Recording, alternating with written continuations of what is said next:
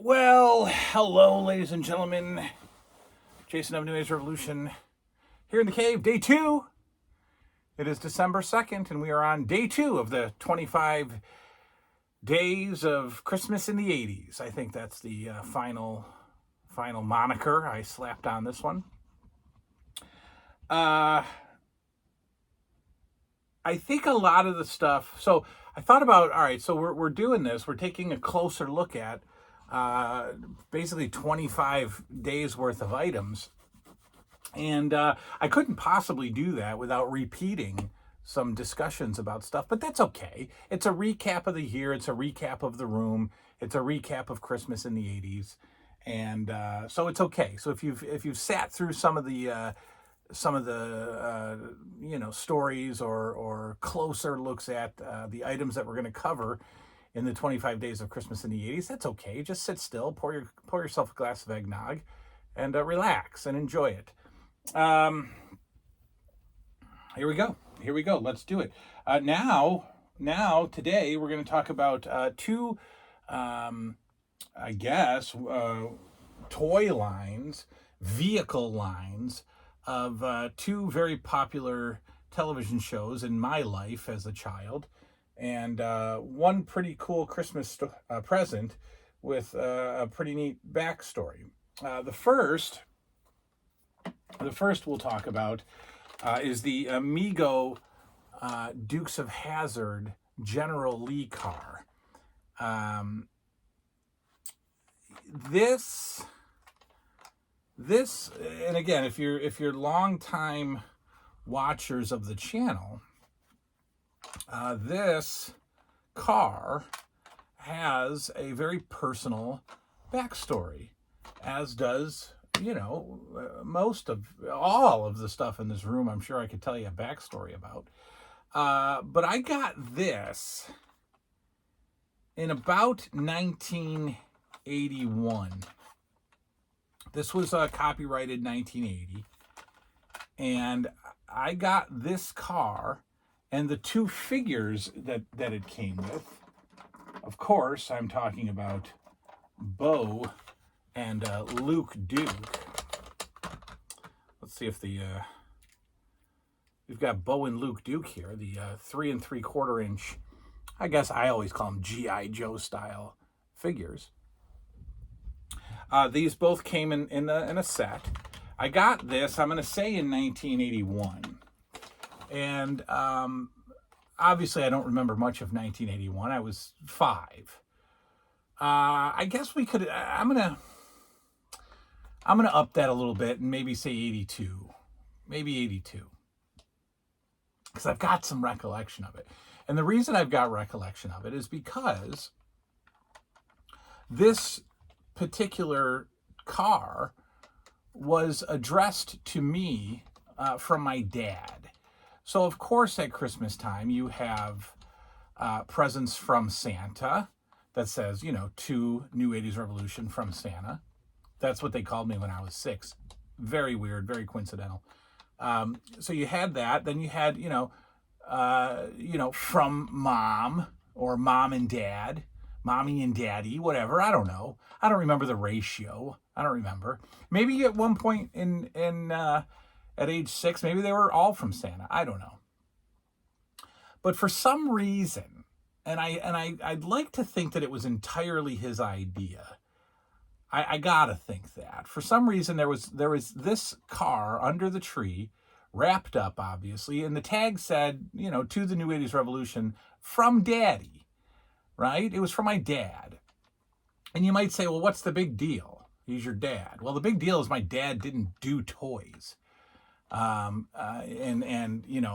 really don't ever think that my dad went out Christmas shopping with my mother, braving the snowstorms, braving the lines, and because he's such a practical person, he probably would have got me a Craftsman toolbox at age 6, and possibly even paid for my grave plot, preparation for later in life.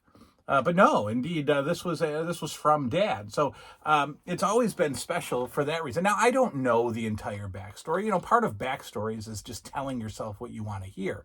So I figured that my dad went shopping and bought this for me and said, no, this is from me. This is not from Santa. I'm going to make sure Santa did not get this for him.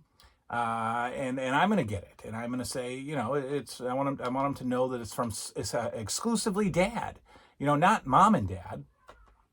If I went to my father today and asked him about it, he would have absolutely no idea what I'm talking about.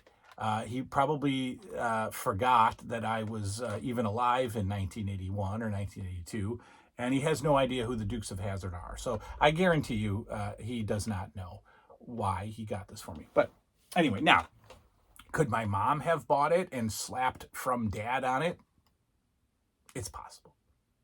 It's possible. But I know that it said "from Dad." So that one, that always hung with me. This is pretty cool. Plastic.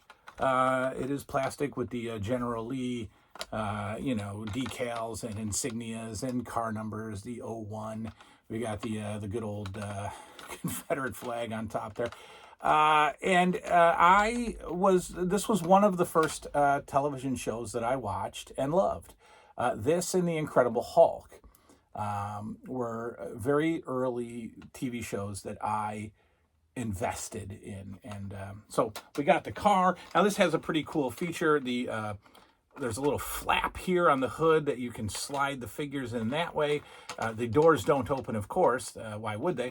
And there's no window, so you can actually, if you can somehow maneuver and manipulate the figures, you can get them in through the window somehow. But mostly you just put them in through the flap. I think they can also come up through the bottom if you wanted to, but they also can slide out the bottom, which they do also. So we've got the General Lee. Like I said, we've got Bo and Luke, Duke, in their standard G.I. Joe style figure. Also included in the line is Daisy. Daisy Duke, of course. This was gifted to me from a man upstate Johnny because my Daisy has disappeared. She is no longer with us. I have no idea where she went. And that's going to be a bit of a theme of this presentation. So he sent me Daisy. So we've got Daisy back in the collection. I always found it weird that, yes, these are supposed to be Daisy Dukes, but it just looks like she's wearing a one-piece bikini or a bathing suit. It's very strange. And the blue has worn off. And at one point, this was all painted green. Maybe that's the stock color, and then they just painted blue. But now the blue is wearing off. I'd actually like to touch this up and give her some actual Daisy Dukes. Staying with the good guys, we've got Brown Beard Uncle Jesse. Now, I don't like Brown Beard Uncle Jesse because there's Uncle Jesse had a gray beard. So for some reason, they made two different figures. They made Brown Beard and white or gray beard Uncle Jesse. I got to get gray beard if I want to, officially have the whole line. So there's Uncle Jesse. We got Boss Hog with some extreme yellowing going on. I will give him a fresh coat of white paint, but I also don't have his hat, and that saddens me. So we might just need an upgrade Boss Hog figure. He's got his cigar there in his hand. And then I'm missing somebody. I'm missing Cooter. Yeah, I'm missing Cooter. I had him. I certainly had Cooter, and I currently do not have Cooter. I do not know why the Dukes of Hazzard figures are just vanishing into the air. I don't know why. So I need a Cooter, as we all do. I don't have one. Is he somewhere? Maybe. You got to think. But just like with Daisy, I've gone through the whole shelf. Maybe during the remodel, when we actually move that shelf, I wouldn't be surprised if Daisy and Cooter were somewhere behind the shelves doing whatever Daisy and Cooter do.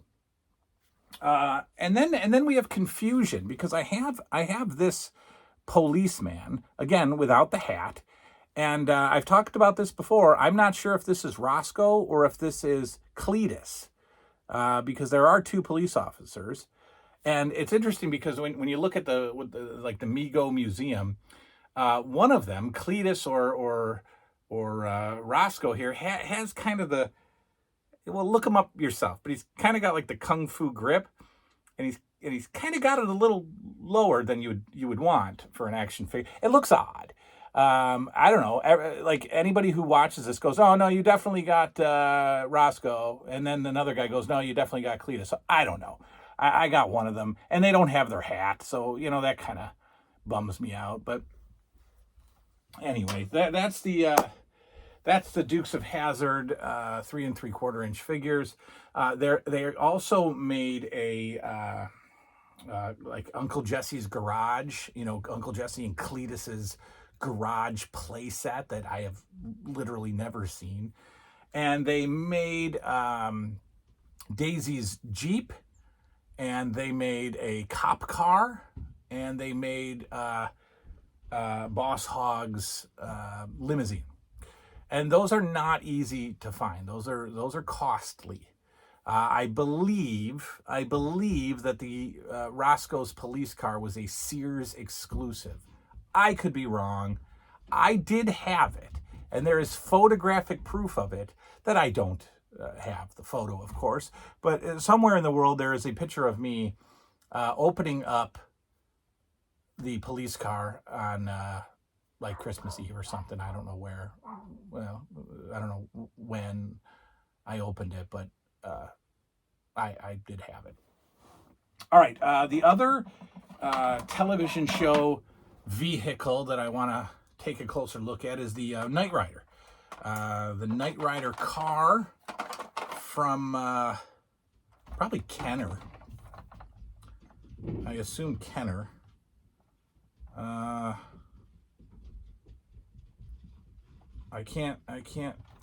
don't know.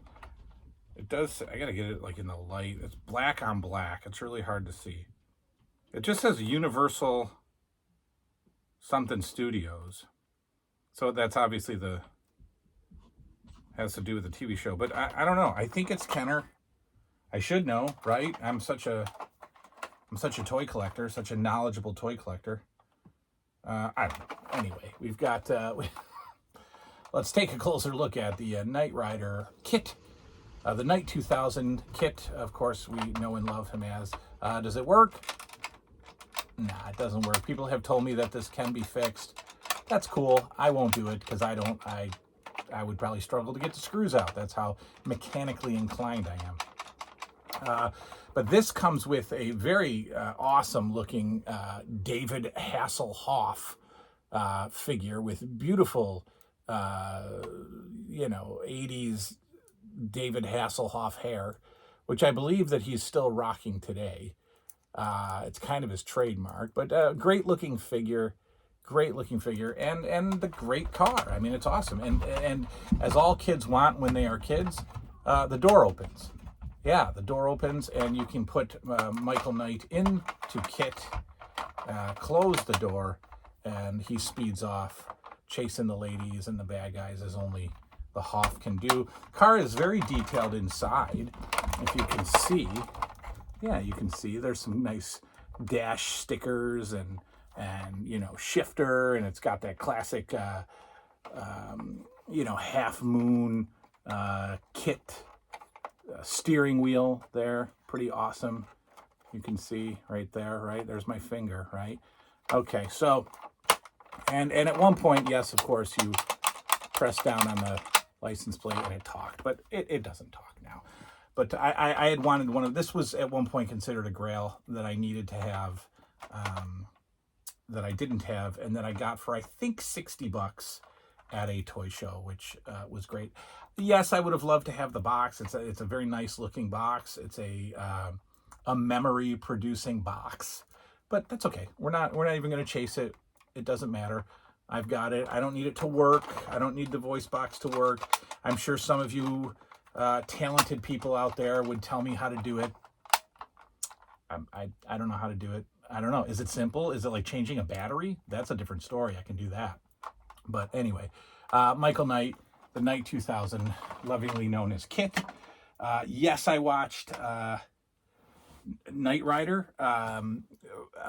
Do I remember much of it? No, because I don't think I invested in it as I have other shows, but I own it, and I'm going to watch it again.